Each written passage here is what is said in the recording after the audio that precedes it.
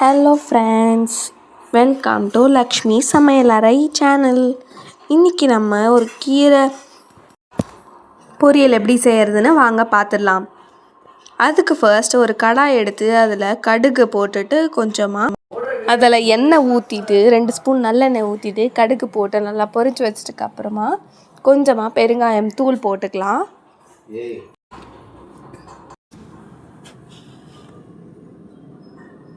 நல்லா பொரிஞ்சு வர இருக்கட்டும்.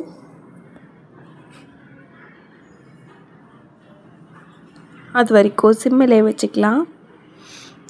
இந்த டைமில் ஒரு வெங்காயத்தை நல்லா ஸ்மால் பீசஸாக கட் பண்ணி வச்சுக்கோங்க.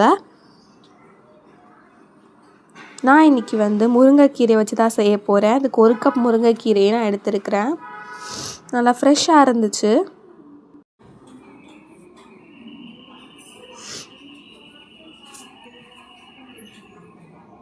பாருங்கள் எவ்வளோ ஃப்ரெஷ்ஷாக இருக்குன்னு.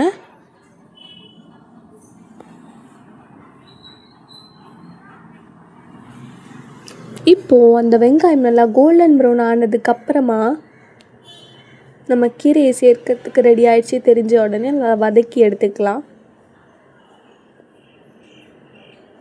இப்போ நம்ம 1 டைம் கீரையை நல்லா வாஷ் பண்ணிவிட்டு மறுபடியும் கீரை இதில் சேர்த்துக்கலாம். கீரை நல்லா சேர்த்து நல்லா குக் ஆக வரைக்கும் வெயிட் பண்ணி எடுத்துக்கலாம்.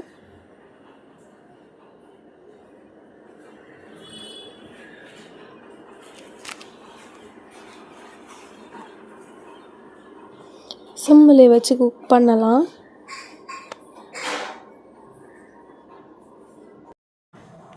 பாருங்கள் இவ்வளோ நல்லா குக் ஆகிடுச்சின்னு.